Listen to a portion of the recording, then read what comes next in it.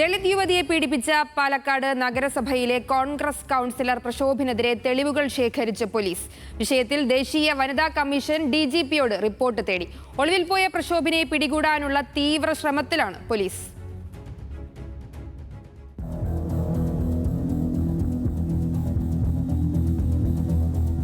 പാലക്കാട് നഗരസഭയിലെ കുന്നത്തൂർമയുടെ നോർത്ത് വാർഡിലെ കൗൺസിലറായ പ്രക്ഷോഭിനെതിരെയാണ് ദളിത് യുവതി ലൈംഗിക പീഡന പരാതി നൽകിയിരുന്നത്.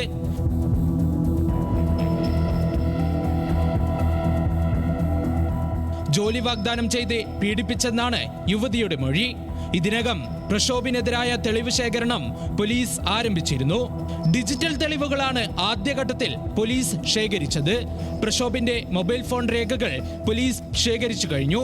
കൂടാതെ പ്രക്ഷോഭിന്റെ താമസ സ്ഥലം, സ്ഥാപനങ്ങൾ എന്നിവ കേന്ദ്രീകരിച്ചുള്ള CCTV ദൃശ്യങ്ങളും അന്വേഷണ സംഘം ശേഖരിക്കും.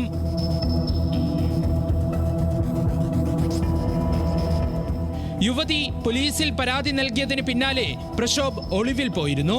വൻ ആസൂത്രണത്തോടെയാണ് പ്രക്ഷോഭ് ഒളിവിൽ പോയതെന്ന് പോലീസ് ഉദ്യോഗസ്ഥർ പറയുന്നു.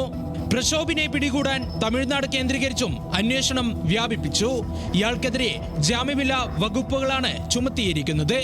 ഇതിനിടെ മുൻകൂർ ജാമ്യത്തിനായി പ്രക്ഷോഭ് മണ്ണാർക്കാട് SC/ST സ്പെഷ്യൽ കോടതിയിൽ ഹർജി നൽകി. കോടതി ഇതുവരെ ഹർജി പരിഗണിച്ചിട്ടില്ല. മുൻകൂർ ജാമ്യം തേടാൻ പ്രക്ഷോഭിന് സഹായം നൽകിയവരെ കണ്ടെത്താൻ പോലീസ് നീക്കം ആരംഭിച്ചു. അതേസമയം പാലക്കാട് NDA സ്ഥാനാർത്ഥി ശോഭാ സുരേന്ദ്രൻ ദേശീയ വനിതാ കമ്മീഷന് നൽകിയ പരാതിയിൽ കമ്മീഷൻ റിപ്പോർട്ട് തേടിയിട്ടുണ്ട്. സംഭവത്തിൽ ഇതുവരെ നടത്തിയ അന്വേഷണ വിവരങ്ങൾ ഉൾപ്പെടുത്തി റിപ്പോർട്ട് കൈമാറാൻ DGPക്ക് കമ്മീഷൻ നിർദ്ദേശം നൽകി. ന്യൂസ് മലയാളം, പാലക്കാട്.